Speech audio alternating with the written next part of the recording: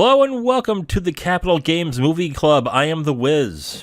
And I'm Zero. Zero, you are in a very rare predicament that most, casual, quote-unquote, casual movie lovers are in. Most people, when they realize that a film has been remade or anything, they either watch the newest one or what they consider to be the best one. But you're in a rare situation where you're watching... We not only watch the original version of a movie, but we also watch the remake the following week. And of course, we watched last week Infernal Affairs. This week we're watching The Departed. And while we are doing that, I will want to note right now, we will not be talking about Infernal Affairs in this review. We're going to have a separate podcast where we talk about the differences and the same, and the things that are alike between The Departed and Infernal Affairs. So if you're looking for that, you might want to listen to the next podcast that comes up after this. Otherwise, we are going to review Martin Scorsese's 2009 crime thriller, The Departed, starring Leonardo DiCaprio, Matt Damon, Jack Nicholson, and Mark Wahlberg. I am really curious as to what your opinion was of this movie, since I believe if I'm right on, it's a 2006 movie. I'm sorry. If I'm right on this one, you didn't see this before this week, correct? Correct. I had not watched it. It was one of those that I had always had on my list of, I'm gonna watch it, I just gotta make time. Right. Yeah, I know how that is. So yeah, why don't we get started with you? What did you think of Martin Scorsese's The Departed? It was an interesting watch, but unfortunately, with respect to Infernal Affairs, it seemed very rushed as far as the storytelling went. But that's my personal short take on it. Really? Despite it being about an hour longer than Infernal Affairs, it's you think it's rushed? Or are you comparing it to all three movies in comparison to the one movie? With respect to just the entire Infernal Affairs trilogy, just the storytelling is super, super compressed, and in some ways it sort of suffers for it. And there's lots of stuff that I'll have to hold my tongue and wait for the comparison special episode. But yeah, just there's definitely some reasons on to why my opinion is that way, and I'll save that for when we record the comparison podcast. Okay, so why don't we get started with certain aspects of the film? Of course, this is about a career criminal who is infiltrating the police force for basically a mafia don, even though it's not really a don, it's a mafia boss leader, because they're technically Irish and a don thing's an Italian thing. But anyway. And then there is a cop who is infiltrating the mafia side, and then they fight to figure out who each person is until the end of the movie, just like Infernal Affairs. How did you feel about the story and how it ran through? It is a longer movie, so did you feel like the speed of the film, did it go by at a good clip? Were you bored at points? Go on to that for me, please. So at the beginning, where it sort of preludes to both of the focal characters, the spy and the snitch, their origin stories are a little bit rushed in the beginning, because it's just kind of like, okay, here's how both of them cut their teeth in starting their career, and then the middle point is where it is the most story rich and things really kind of develop, and then when it gets right to the end, it is just a downhill run, and it just goes by so quick. Right, I agree with that. But I don't think it's rushed, really.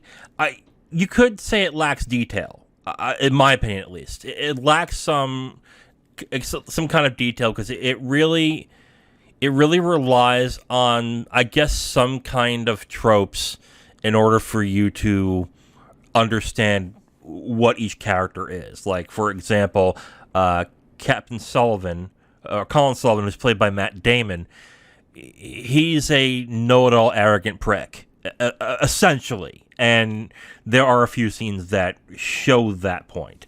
And then you have Frank Costello, who is Jack Nicholson's character, who slightly gets more and more deranged and crazy as the movie goes on. It's DiCaprio's character that kind of doesn't grow, really. He's constantly, I would say, in a state of paranoia, which in that case, you would be. But in regards to character depth, it doesn't, there's not much there. God, it's really hard to talk about this movie without comparing it to Infernal Affairs, but okay. I think the characters in themselves are good for what they are. They're not the deepest. They're not like, I'm not going to sit here and talk about how great Billy Costigan is in this movie, which is Leonardo DiCaprio's character. That doesn't really matter, but it's, I would say the plot and it moving forward is the main crux of the film. It doesn't really care much about, I would say, the characters and their feelings so much as just the situation and how screwed up the situation is getting to a certain extent. Would be my opinion on that. Yeah, Costigan's character, I definitely agree. Just the growth isn't quite as dynamic as getting the names mixed up as Sullivan. Yeah. So, which is a little disappointing, but it's just kind of the way it is.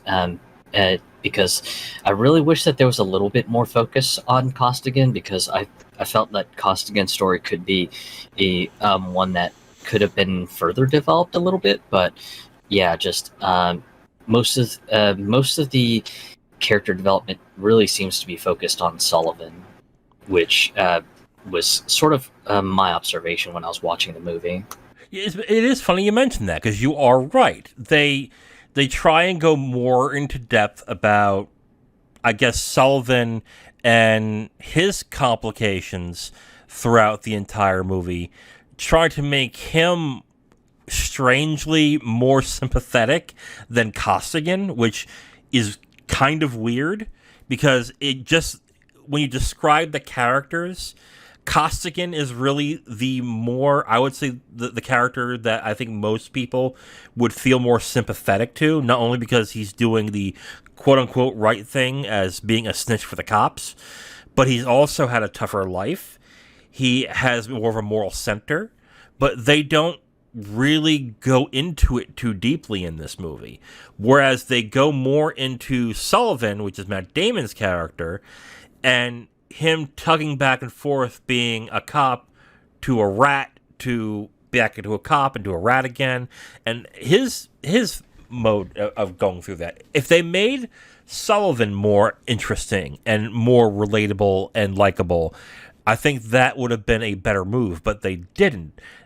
While doing that, they always made Sullivan into really probably the worst person in the movie.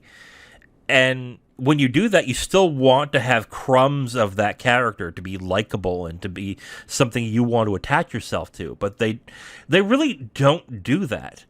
But then again, even though that is true, it didn't bother me so much in this because of the trappings surrounding the film. Like I said, the plot and the way the device moves in the film is where I really got attached to the movie. I would say more of the direction, how the movie is shot. The music is excellent in this movie. And what Scorsese films do, especially in the mob movies, do so well is they do music fantastically in these movies. And The Departed is not an exception to this. I mean, even movies like Goodfellas and The Irishman that have great music as well, I think is vitally important in The Departed as well, especially in scenes where there's more action and more drama involved that really heighten the scenes in that. Yeah, and as expected, just when I came into this, I was like, all right, it's a Scorsese movie. Music's going to be excellent. Definitely wasn't disappointed there. Right. I've seen a lot of Scorsese films. I'm not entirely upset with the fact that this is the one he won the Oscar for, but this is definitely not his best movie. I think it's a great movie, and to say that and to say it's a great movie and say it's not Scorsese's best just shows how good of a director Scorsese is. But comparing it to, let's say, Taxi Driver, King of Comedy, Raging Bull, Goodfellas, if you want to stay on the organized crime racket, yeah, that's a part it isn't as good as those. But I think it's still a great film to watch. What did you think about the direction? Let's also go into cinematography too.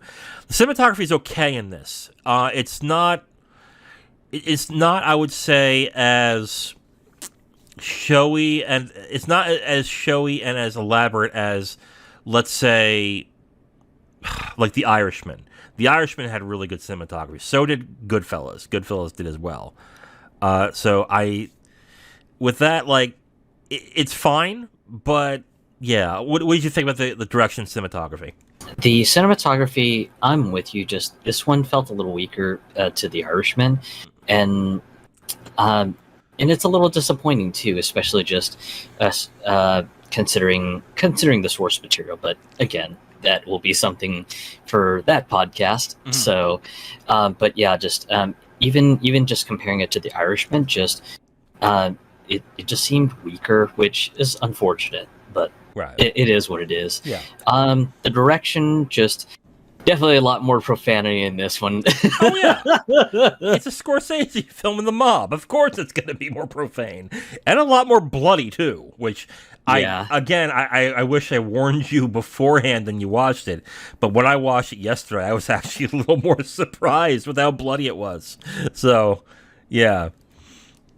Yeah, thankfully, since it was a Scorsese film, I was kind of prepared for it. It's like, all right, it's a Scorsese film. It's going to be a little bloody. Yeah. Right. I think the strongest thing about this movie is the performances.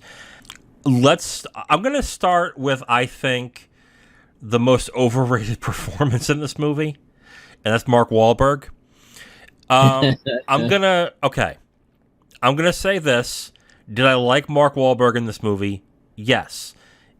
But his role is kind of a one-note nothing role. Basically, he curses Leonardo DiCaprio and everybody out in the funniest of ways, and that really is his character.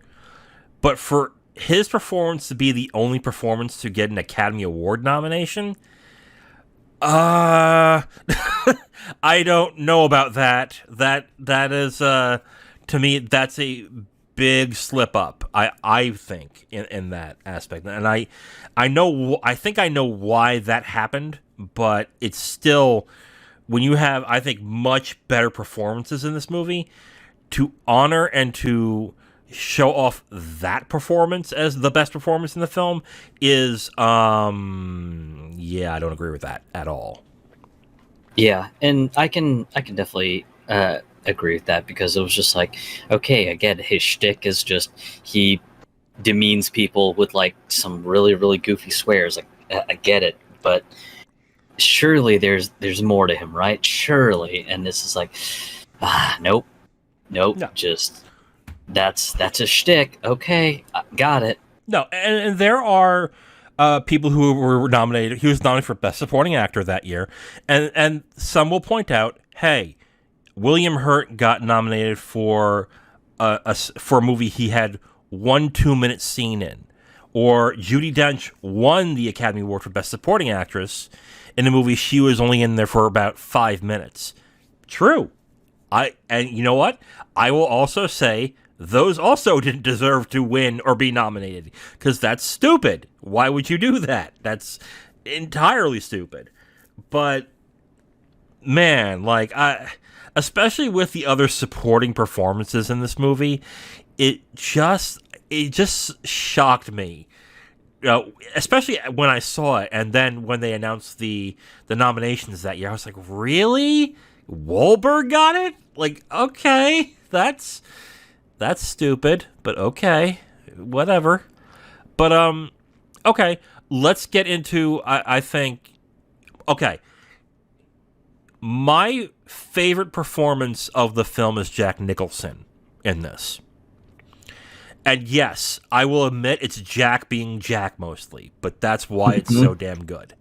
Because he is clearly having a fucking blast playing this character.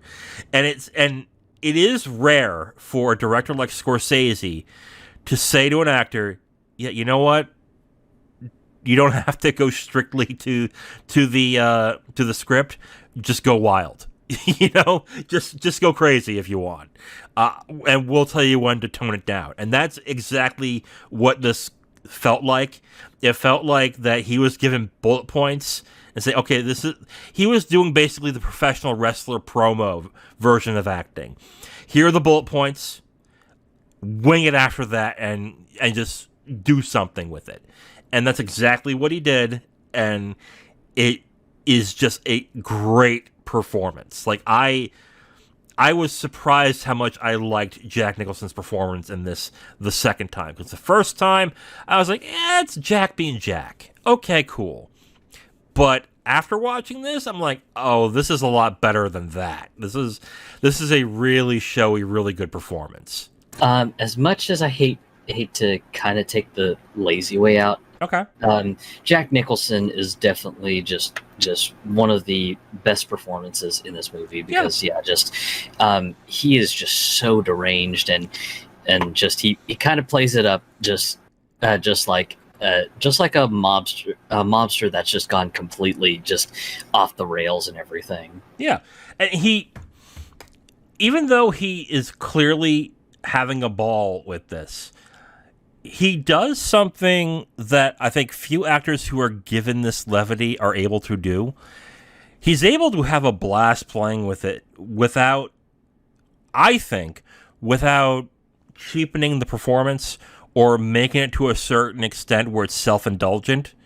I mean, yes, there are scenes in the film where he does crazy stuff that is unnecessary for the character, but you just know it's Jack just being Jack, and it still kind of fits in the role. I think we're not in spoilers, and I won't. But the example I'll give is the one conversation he had with Costigan at the restaurant, and he comes up to Costigan, and he's like, "Shh, don't," like he's talking to Ray Winstone's character.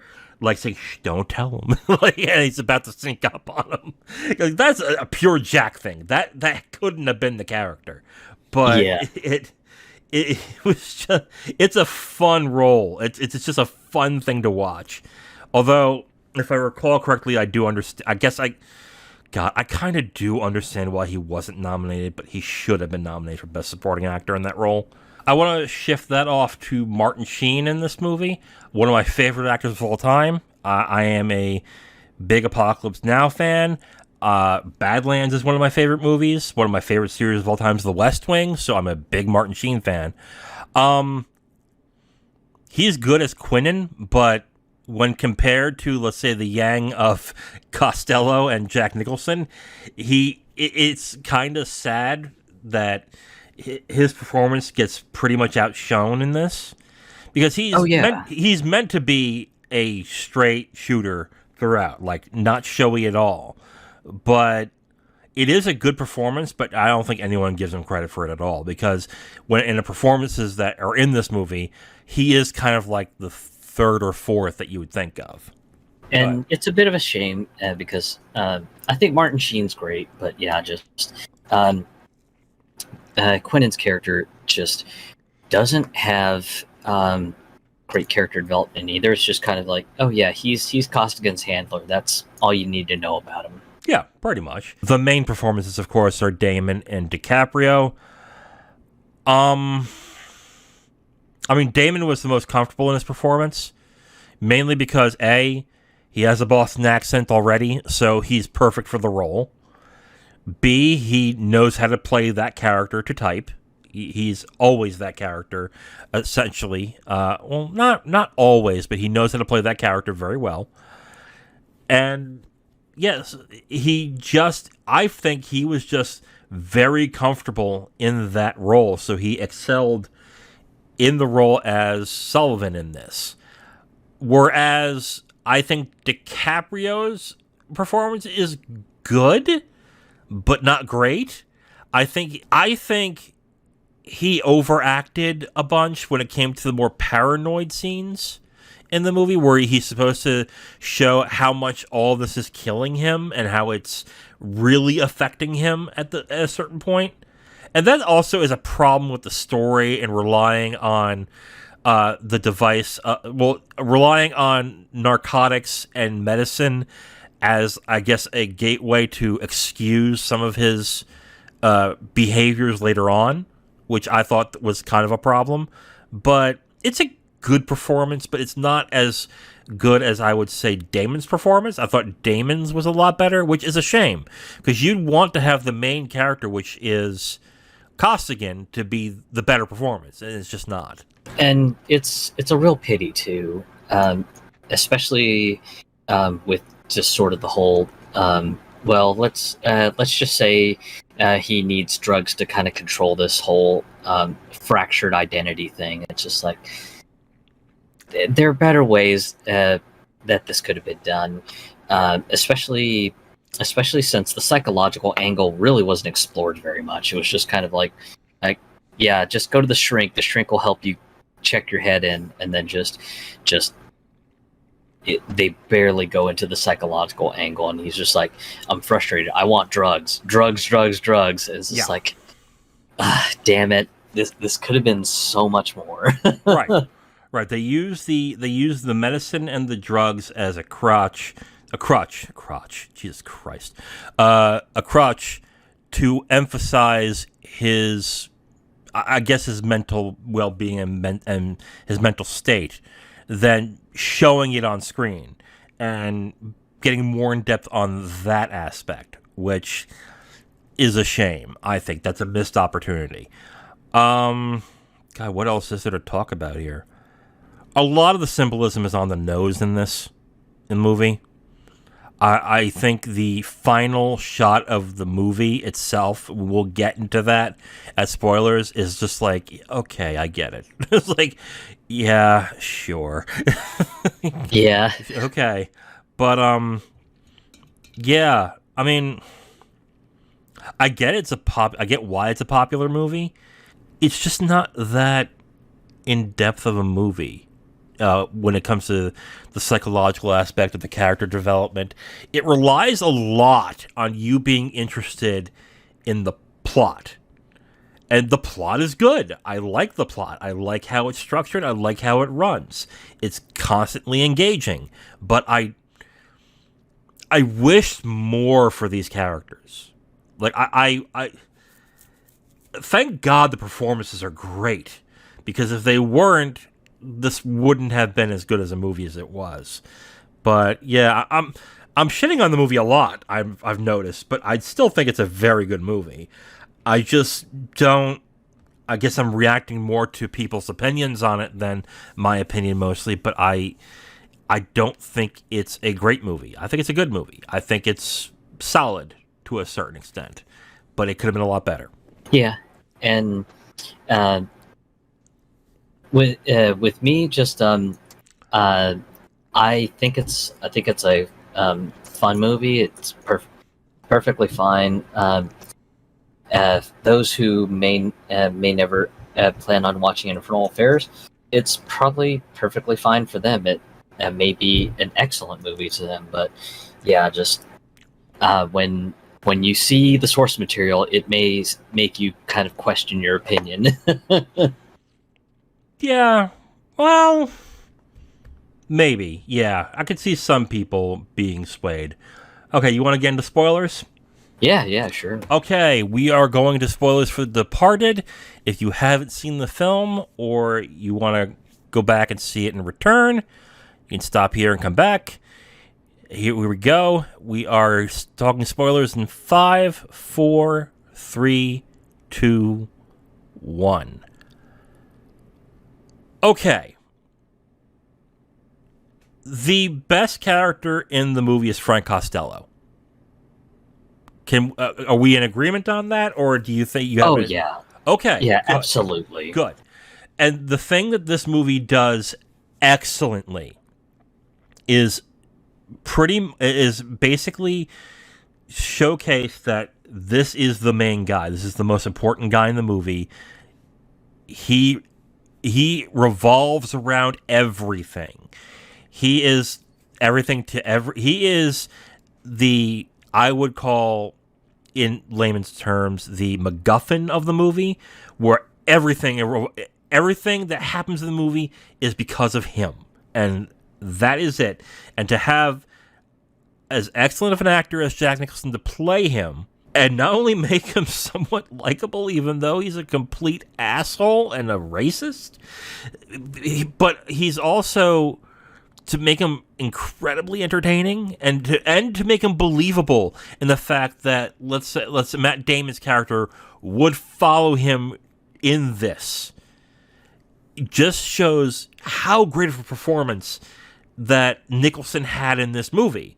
Because there's nothing in the writing that really dictated, in my opinion, the way Costello is. Like, this is all Jack. This is all him acting his ass off the best he could to make this character the way he is.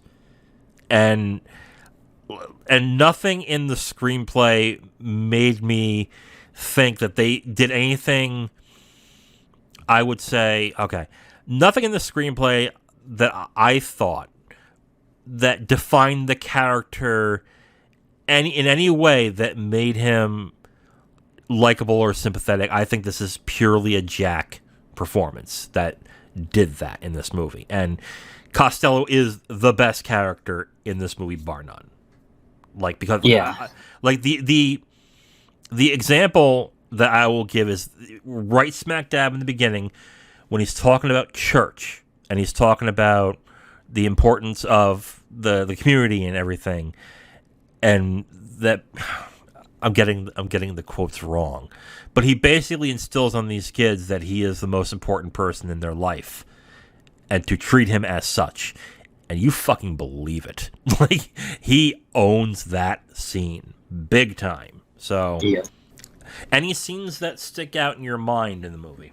Trying to think. I know it's hard without mentioning Infernal Affairs, but yeah. One of the scenes that sticks out, and I won't be able to elaborate until the comparison podcast, but the scene where Costigan finally ends up sort of visiting Madeline just to kind of I guess reveal that things are not well, and gives her the envelope. It was kind of a oddly confrontational scene, because just she's kind of freaked out, like, yo, what the hell are you doing here? And he's just he's kind of got the, hey, I'm at my wit's end, just keep this envelope for me. You're the only person I can trust. Just open it if something bad happens to me. That's all I'm asking. I'm not asking for anything else. Just this is all I'm simply asking for. And it was just kind of a oddly confrontational scene, and that sort of stuck out for me. But the reason, there's a bigger reason that I'll elaborate in the comparison podcast. Right. I found the romance between Costigan and Madeline, Vera Farmiga's character, who had a good performance. I want to point that out, that Vera Farmiga had a good performance in this movie. I think the romance between those two was pointless to a certain extent. I don't think it fit. Yeah, I've got my complaints on that one, but that will is that going to that unfortunately bleeds into the comparison. Okay. God, this is tougher than I realized. Okay. Not that the actors weren't believable in it to an extent, but it added a complication that wasn't necessary in the plot. Like, it's more interesting, especially in the end where Madeline finds out, and the way she finds out about Sullivan and his betrayal. And even then, that's the other thing. Even then, when she finds out, I don't buy the reaction very well. I do to a certain extent, but I thought it was a little bit of an overreaction to an extent. I mean, I didn't buy it, and it's not the performance. It's the way it was written and the way it was played out.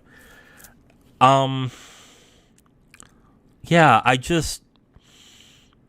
the ending, as cool as it was to an extent, I had a lot of issues with, including let's talk about the ending, which basically Costigan tries to convince Sullivan in probably one of the worst ways possible to get his identity back after Sullivan deletes it, which the way that scene was done, I didn't like either, because you're led to believe that both characters have figured each other out in that scene in a very innocuous kind of way. It's the same as it is in Infernal Affairs. But Infernal Affairs does it more believably than The Departed did. Because if you watch the scene, the way that DiCaprio's character finds the envelope, in the way that the scene is structured, and the way that the set is done, is fairly ridiculous. That he just so happens to see that little bit of blue paper that just so happens to be the exact envelope that he just so happened to cross out with his... You get what I'm saying? Like, it's a lot of extenuating circumstances that made that scene unbelievable. And even more unbelievable that Sullivan then caught on real quick and then deleted his identity. Like, to me, it was just like, that didn't play so well with me. Yeah.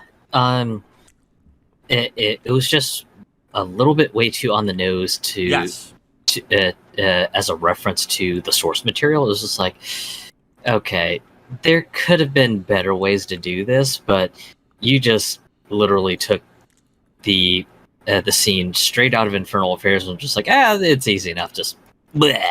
Yeah. And then here's the other thing. Okay, let me add another overcomplication when we're also talking about overcomplicating the plot. Why did they need to put Costello as an FBI informant? I don't think it did anything to the film other than, that's messed up. There was no added, it explains one thing. It is basically how this guy never got caught. That's it. That's all it explained. And I remember watching it the first time going, that's messed up. Oh my God. But they did two things wrong in this. First, they didn't make it as important as it needed to be. And two, they showed it in the middle of the movie. Like, if that was the twist, like and guess what? Costello is working for the feds the entire time. Then I would be like, oh my God, what a twist. But because it's in the middle of the movie, you're now sitting with that in your head going, okay, what are they going to do with this? And they do nothing. Nothing with it. And with regards to that, it just seems like he pulled a very, very thin reference from Infernal Affairs 2. And it was just like, hey, so here's the thing. And it was just like, this could have been done a little better, but whatever. Okay. So that was the reference from Infernal Affairs 2? I mean... Yeah. Shit, okay. Well, we'll have more to talk about that later, including this podcast and the next. So, okay. We'll sit there. We'll sit on that. I mentioned symbolism at the end of the before spoiler review, and I'll get to it now. The final scene, good God, was that unnecessary? The final scene where Dingham, the Mark Wahlberg character, kills Damon in the final scene, and then a rat comes right out comes running through the window. I'm like, good God. I mean, can you be a little more on the nose with that? Like, for fuck's sake. Yeah, it was just like, we get it. This is a story about rats. Yeah. Got it. Okay.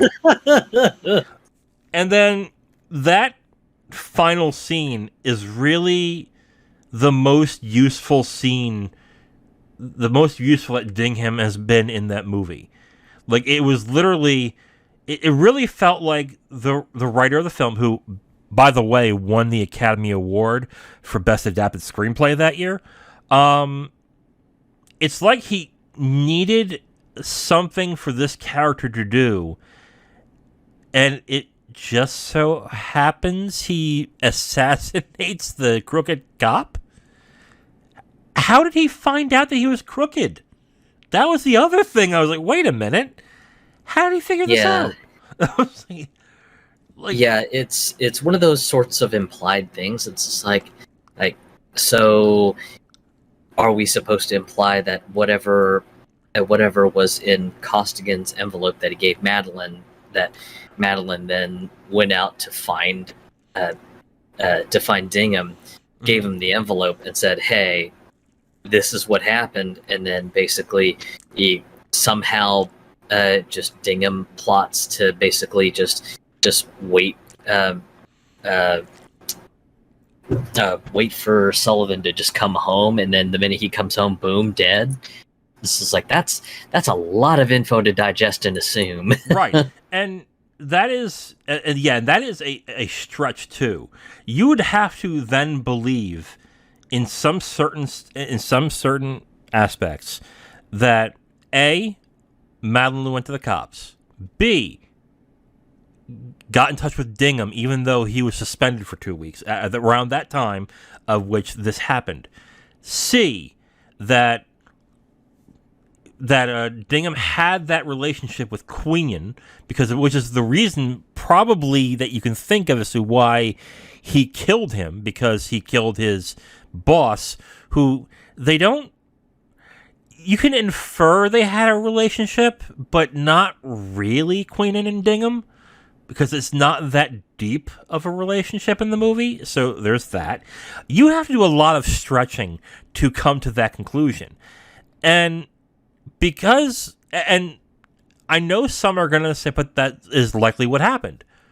Okay, but I can poke holes in that argument constantly and say, well, how do we know this? And it just, that's the thing that definitely stuck out after watching this a second time, is just that ending was just like, why did you, like, I don't, okay. But that will be something we will definitely compare in the comparison of the two movies. Anything else you want to talk about on spoilers, or are we set? I think we're set, because all the other stuff that I'm digging up, it's just like, wow, that hits a little close to the comparison podcast. Can't talk about that. Yeah, unfortunately. Okay, so let's get into our final thoughts. Zero, go right ahead. As stated before, I think it's a perfectly fine movie. The action's okay. The cinematography is a little bit on the weak side, but still a good movie. In comparison to Scorsese's other films, it's a good movie, even though I've kind of torn apart in this review. It's a good movie. I don't think it's great. I think for what it is, it's good. But I want to preface that I think specifically the performances of Jack Nicholson, well, essentially, this is Jack Nicholson's movie, I think, in this movie. As much as I did like Damon, Jack Nicholson is the movie in this, and whenever he's on, he is entertaining as hell in this. But in regards to, I think the best thing is Nicholson and the overall plot. It kind of turns into a don't think about it too hard movie and you'll enjoy, which is kind of sad to a certain extent, but okay. I mean, that's fine. It's definitely not Scorsese's best, but it's still a good movie. I enjoyed it, especially watching it a second time. But it is way overrated, as I think it's on IMDb. It's number 39 in the top 250. I don't agree with that rating at all. But yeah, it's a good movie. I enjoyed it. It's good. All right, Zero. So we are at the end of the podcast, and normally I'd have a question for you, but I don't. You know why? Laziness, possibly, but the reason why I don't have a question this week is because I want to highlight something that I'm starting to get you into, that I'm seriously into myself, and that is the Criterion Collection. If you are a film fan, you should know about the Criterion Collection. They release special edition of art house films, classic films, indie films, all sorts of different types of films with a lot of love and care into special features, artwork, and everything. And I want to go over the announcements this month. And I think we're going to make this a normal monthly thing on this podcast too. But I wanted to start with this month because this is a particularly good month. And I will go over it now, and you can comment as you want to, Zero. Let us begin. The first movie that was announced for November of this year is Vera Chintilova's Daisies, which is a Czech New Wave movie from, I believe it's 1966. It's a weird movie. I haven't seen it, but I've heard good things about it. I don't think you've heard anything about it, Zero. So do you have anything to comment on Daisies? No. Okay. Haven't seen it, and it's a little outside my wheelhouse, but I assume I'll probably end up bumping into it at some point. Yeah, possibly. Okay. Let's move on to something that's already in the Criterion Collection, but they're doing a re-release and a 4K edition that's In the Mood for Love, Wong Kar-wai's classic romance film. We better review this at one point, because if you're into Asian film and I love Wong Kar-wai, there's no reason why we shouldn't watch this. So, Zero, your thoughts on In the Mood for Love? It is a classic movie. Just, Yes. it's kind of an interesting romance movie, but yeah, just one of the it was actually one of the first Wong Kar-wai movies that I was introduced to by my at the time girlfriend and everything. Okay, nice. Okay. The next movie that was announced was The Power of the Dog. This was a Netflix exclusive, and it's coming to the Criterion Collection. This was nominated for a bunch of Academy Awards last year, including Best Director, which Jane Champion won for this year, Best Picture, Best Actor for Benedict Cumberbatch, Best Supporting Actress for Kirsten Dunst, Best Supporting Actor for Cody Smith-McPhee. It was a critically acclaimed movie last year. I watched it and liked it. I think it was a good film about masculinity and its beautiful, its beauty and its toxicity. So I actually enjoyed it quite a bit. Any thoughts on The Power of the Dog? When I saw that it was a Netflix exclusive going to a hard copy format, I was like, oh, neat.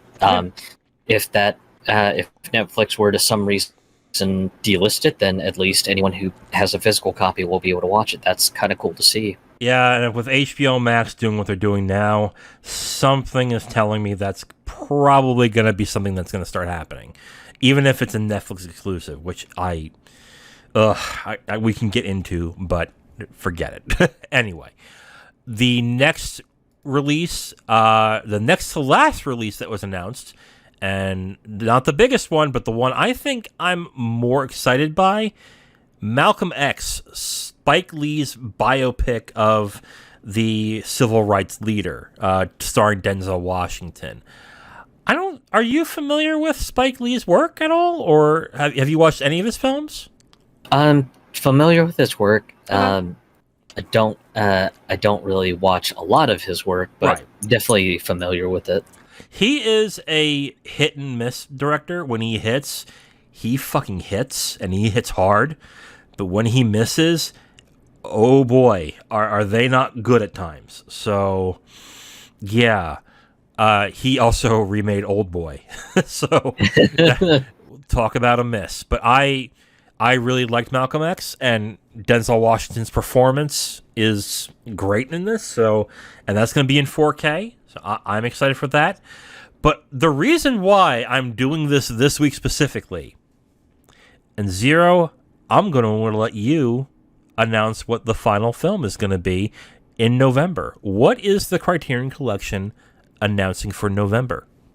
So this one is huge to me. Mm-hmm. It is the Infernal Affairs trilogy. So Infernal Affairs 1, 2, and 3 in a entire set together. Right. And this one is huge because for the longest time I've been wanting to get a Blu-ray set of the entire trilogy, and the Hong Kong box set, it has been averaging a price of about $130, which, as much as I love movies and media, that's a lot of money to swallow, and Right. that's as long as the box doesn't get hit by customs or anything. Because if it gets hit by customs, then that's additional taxes and other crap you gotta frickin' account for. Yeah. So for this one, to be at the pre-order price of about $80, and the normal price after the pre-order period will be set to about $100. For $80, that's hard to beat, and I actually pre-ordered it immediately today since since I got paid today. So I was just like, "Yep, gotta have it. Cannot say no." Definitely. I mean, this is a series of films that people have been asking for. I don't think they only released the first 3 on DVD. I think they never did a Blu-ray run, and this is one of those types of movies, especially when The Departed got big, where film buffs were like, we need to have better versions of the Infernal Affairs trilogy. And this is what basically Criterion does a lot. They take those types of films and they get the rights to them and releases them. And what they're doing with this is not only they're doing 4K transfers, but it's on Blu-ray, so which I was disappointed by, but that's fine. I can deal with that. They're also redoing the dubbing, or not the dubbing, the subtitles in this, which, if any of you decide to watch the version on Apple, which is the only place you can stream this and purchase it, you know how bad those subtitles are. Like, they go by in a clip at times. And then there are certain scenes that are just not subtitled. So you're stuck at times with what's going on. So that's good too. And then there's a bunch of interviews, there's deleted scenes. So maybe a lot of what we talked about in our review will pop up in those deleted scenes. So that's a fantastic release. And I was surprised by it because normally what Janus Films does, which is a subsidiary of Criterion, what they do is they gain the rights of movies, they then release them in theaters after they do the transfer, and then they do the Blu-ray 4K releases.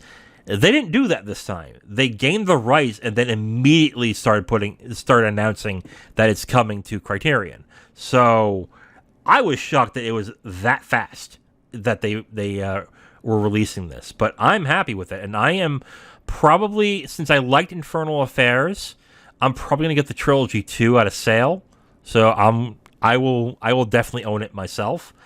I personally am more interested in Malcolm X and Power of the Dog, but I will definitely get the Infernal Affairs trilogy. So, yeah. Yeah. For me, I love the cover art that they chose to use, which is the infamous standoff scene from Infernal Affairs 1, where you have just Chan Wing-yan holding the gun to Lau Kan-ming's head. I'm just like, God, that is an iconic scene. That is one hell of a cover for the trilogy.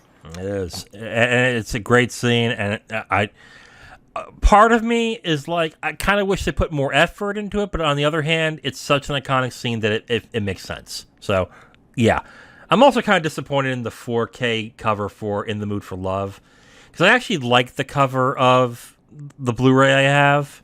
So, yeah, and I'm kind of persnickety with that. I didn't get the Before Trilogy the Before Trilogy box set until it was really on deep sale, because I hated the artwork so fucking much, even though I love the movies.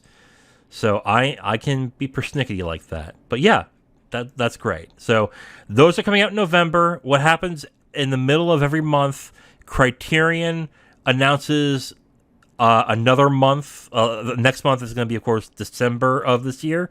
So they'll announce their releases for that month next month around the 15th.